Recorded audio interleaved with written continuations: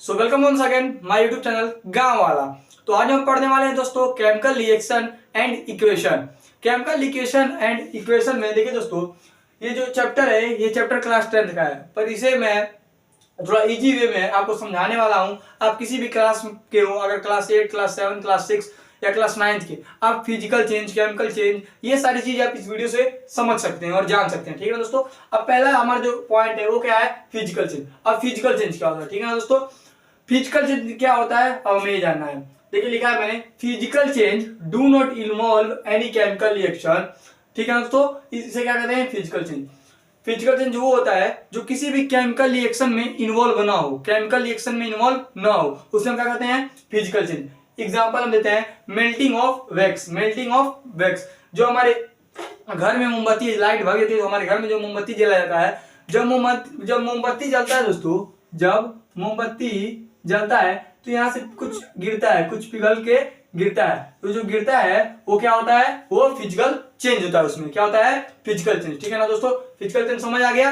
अब समझते हैं दोस्तों केमिकल चेंज। क्या केमिकल चेंज। अब केमिकल चेंज क्या होता है, अ प्रोसेस वेयर वन और more substance are transformed into new substance with different chemical properties. देखिए केमिकल चेंज क्या होता है दोस्तों, बिल्कुल सिंपल तरीके से केमिकल चेंज वो होता है, कोई सब्सटेंस है और उस सब्सटेंस से कोई नया सब्सटेंस बन गया, उस सब्सटेंस से कोई नया सब्सटेंस बन गया, तो जो नया सब्सटेंस बना तो वो क्या हो गया, वहां पे केमिकल चेंज हो गया। क्या हो गया, केमिकल चेंज। ठीक है ना दोस्तों।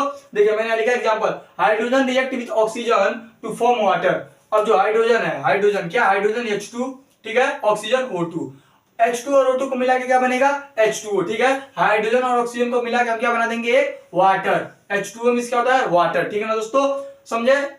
मतलब कि कोई सब्सटेंस लेके एक नया सब्सटेंस बना देना, उसको क्या कहेंगे, उसमें क्या होगा, केमिकल चेंज। देखिए जो दूध रहता है हम लोग घर में, हम लोग दूध से दही जमा देते हैं, उसमें भी क्या होता है, उसमें भी हमारा केमिकल चेंज ही होता है। ठीक है ना दोस्तों, ये है हमारा केमिकल चेंज। तो इससे पहले दोस्तों मैंने आपको फिजिकल चेंज और केमिकल चेंज के बारे में बता दिया था, पर अब हमें जानना है केमिकल रिएक्शन। क्या जानना है, केमिकल रिएक्शन क्या होता है। ठीक है ना दोस्तों, आइए पढ़ते हैं इसका definition. The process of interaction of chemicals to form new chemical. ठीक है ना दोस्तों, बिल्कुल आसान भाषा में ये केमिकल रिएक्शन क्या होता है, जो नया केमिकल बनाए उसे हम क्या कहते हैं, केमिकल रिएक्शन। अब इसका एग्जांपल भी आपको मैंने दे देता हूं मैं, दूध से दही जमा देना। इससे पहले मैंने आपको केमिकल चेंज में भी बताया कि दूध से दही जमा देना क्या है, केमिकल चेंज। और केमिकल रिएक्शन भी है, दूध से दही जम रहा है, मतलब यहाँ देखिए फॉर्म ऑफ न्यू केमिकल, दूध है फिर एक नया केमिकल बन जा रहा है दही। ठीक है ना दोस्तों, तो क्या हो गया, केमिकल रिएक्शन। और अगर आपको केमिकल चेंज जो था, मैंने इससे पहले पढ़ाया था, केमिकल चेंज में अगर आपको नहीं समझ आया हो तो आप वहां पे एग्जांपल क्या ले सकते हैं। जो हमारा केला रहता है, हम फल लाते हैं घर में, तो जो केला रहता है देखते होंगे कुछ दिन के बाद काला होने लगता है। क्या होने लगता है, काला होने लगता है, 1 दिन 2 दिन बाद, उसे भी हम क्या कहते हैं, उसे भी हम केमिकल चेंज में रख सकते हैं। ठीक है ना दोस्तों। तो केमिकल रिएक्शन क्या होता है, जो एक मतलब जो नया एक केमिकल रिएक्शन, जो नया the process of interaction of chemical to form new chemical, जो एक नया केमिकल बनाए उसे क्या कहते हैं, केमिकल रिएक्शन। दूध से दही जमा देना। ठीक है दोस्तों। अब हम जानते हैं केमिकल इक्वेशन। क्या केमिकल इक्वेशन क्या होता है, अब पढ़ते हैं इसका definition. Symbolic representatives of chemical reaction that involve the use of. इसमें हमें सीधा पढ़ना मतलब ये है, इसमें हम सिंबल के बारे में थोड़ा पढ़ा, सिंबल के बारे में हमें बताना है। ठीक, और रिप्रेजेंटेशन मतलब रिप्रेजेंटेशन मींस क्या होता है दोस्तों, मतलब वहां पे रिप्रेजेंट करना। क्या करना, रिप्रेजेंट करना। अब आइए देखते हैं, सिंबल मींस मतलब यहाँ पे चिन्ह। ठीक, अब देखिए ये क्या है, फॉर्मूला एंड सिंबल्स। अब इसे देखिए दोस्तों, ध्यान से देखिएगा थोड़ा। H2 plus O2 equal to क्या हुआ है, H2O। क्या हुआ है, H2O। अब H2 plus O2 एक, ये क्या है, ये किधर है, और H2 plus O2 मिलकर क्या बना है, H2O। ठीक है, ये एक सब्सटेंस और एक न्यू सब्सटेंस यहाँ बन गया। अब देखिए दोस्तों, जो इधर है, जो हमारे लेफ्ट साइड में उसे हम क्या कहते हैं, रिएक्टेंट। क्या कहते हैं, रिएक्टेंट। ठीक है ना, रिएक्टेंट। जो बन रहा है उसे क्या कर रहे हैं, रिएक्टेंट। और किस साइड में, लेफ्ट साइड में। और जो राइट साइड में जो आ जा रहा है, जो राइट साइड में बन के आ जा रहा है, उसे हम क्या कर रहे हैं, प्रोडक्ट। क्या कर रहे हैं दोस्तों, प्रोडक्ट। समझ आ गया। लेफ्ट साइड में क्या रहता है, रिएक्टेंट, और राइट साइड में प्रोडक्ट। ये बहुत जरूरी है, ये आपको जानना। अब क्या है दोस्तों, देखिए ये केमिकल इक्वेशन। ठीक, अभी यहां से खत्म, अब ये खत्म केमिकल इक्वेशन। अब दूसरा topic, a chemical equation having an equal number of atom on both side of the equation is called a balanced chemical equation.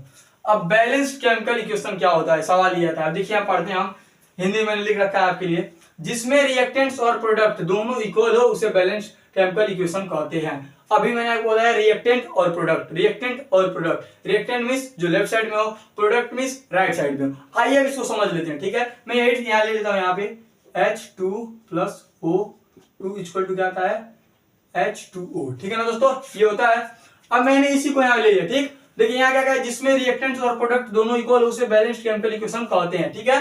अब ध्यान से देखिएगा दोस्तों, जो हमारा मैंने आपको क्या बताया था, जो लेफ्ट साइड है उसे क्या कहते हैं रिएक्टेंट, मतलब जो लेफ्ट साइड इसे हम क्या कहेंगे रिएक्टेंट, और जो राइट साइड उसे क्या कहेंगे प्रोडक्ट, जो राइट साइड है उसे क्या कहेंगे प्रोडक्ट। अब यहाँ कहा है इसे बैलेंस करना है, क्या करना है बैलेंस करना है। अब बैलेंस करने के लिए क्या करना पड़ेगा, आपको देखना पड़ेगा एटम, क्या देखना पड़ेगा एटम। अब देखिए यहाँ H2 प्लस O2, यहाँ क्या है H2O।